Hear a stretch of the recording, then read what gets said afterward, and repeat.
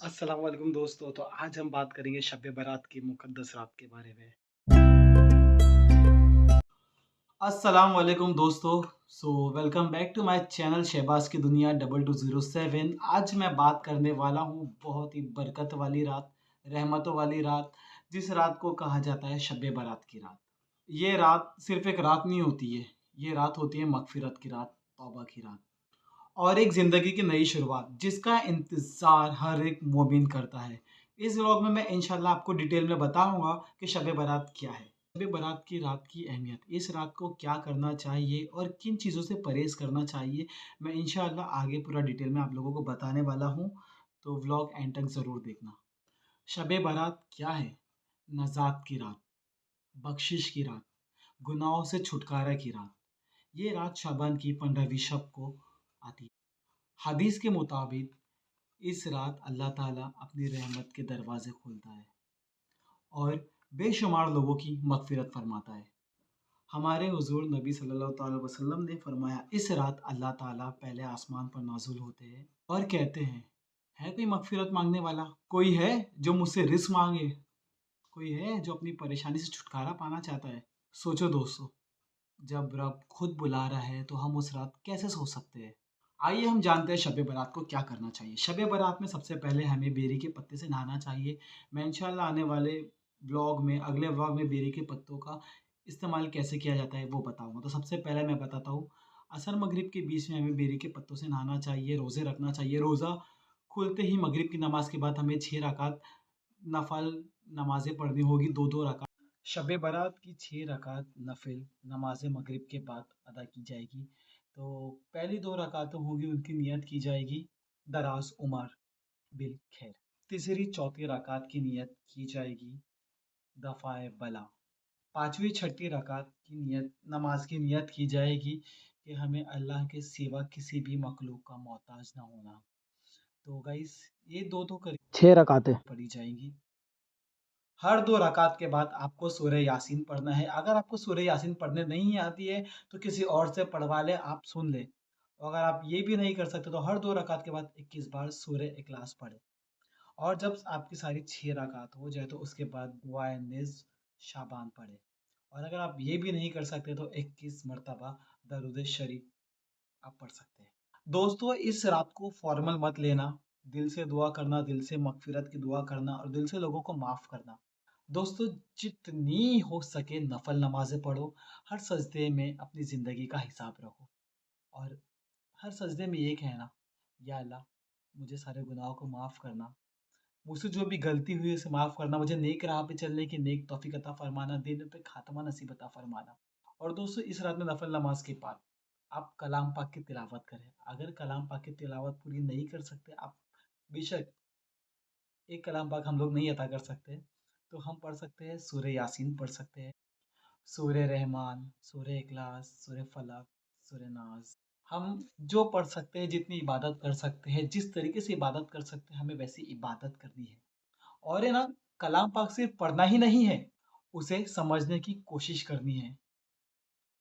दोस्तों, कलाम पाक को अगर आप मायनों के साथ पढ़ना चाहें, तो ये भी एक इबादत है। उसको समझने की कोशिश करें, तो वो भी एक इबादत है। वो भी आपकी इबादतों में जाएगा, सवाब में आएगा।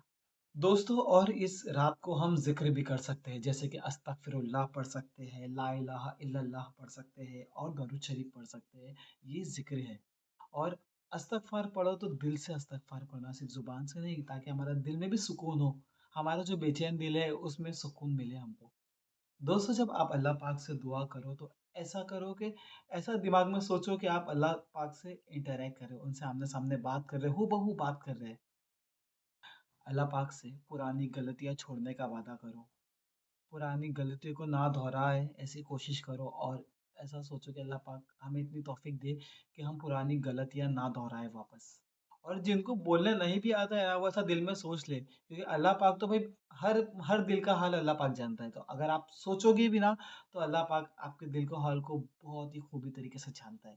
तो आप ये मत बोलो हमें तो बोलना नहीं आता, हमें तो माँगना नहीं आता, नहीं, कोशिश करो, अल्लाह तो भी सुनेगा। दोस्तों, इस रात अपने माँ-बाप के लिए, अपने बहन-भाई के लिए, सबके लिए दुआ करो और जो इस दुनिया से रुखसत हो चुके अपने मरहूम मरहूमात, जो भी है उनको दुआ करो, लोगों को माफ़ करो और हर अपने जो अच्छे आस-पास अपने दोस्त हैं, भाई हैं, सबके रिज़्क में इज़ाफ़ा हो, उनको हलाल रिज़्क कमाने की तौफ़ीक अता फ़रमाए। सबके लिए दुआ करो, ये दुआ बोलते हैं ना अल्लाह पाक से जितना माँग सको माँग लो। इस रात हमारी तकदीर बनती है, अल्लाह पाक इस रात हमारी तकदीर लिखते हैं, हमारे नसीब बदलते हैं। दोस्तों दुआओं से भी नसीब बदल जाता है, तो इस रात बेहद, बेहद, बेहद दुआ करना।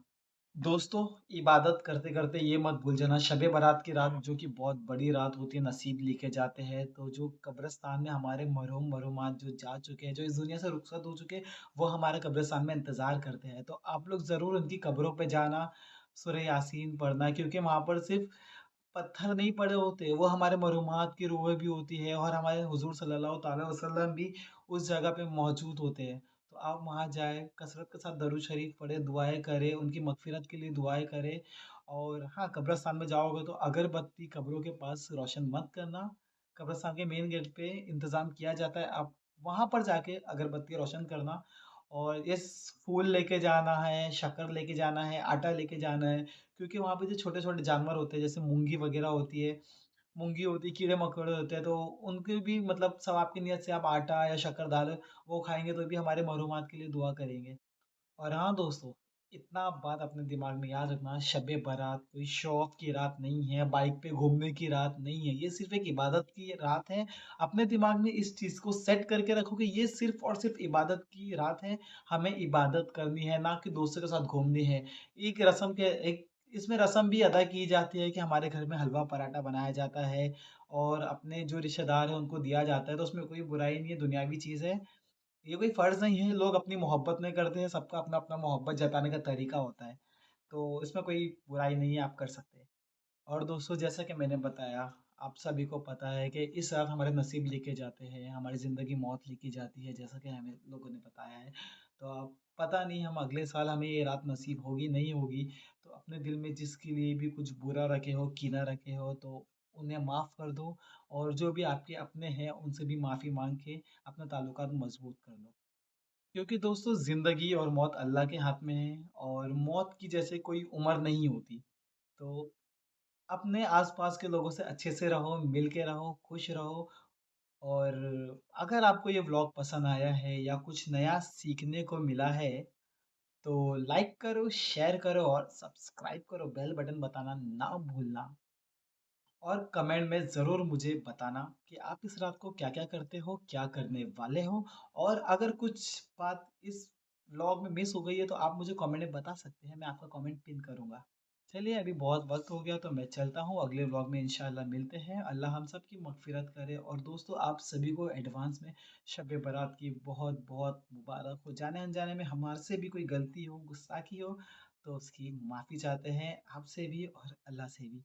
क्योंकि माफ़ी माँगने से कोई छोटा नहीं हो जाता, ये बात को अपने दिमाग माइंड में सेट करके रखना।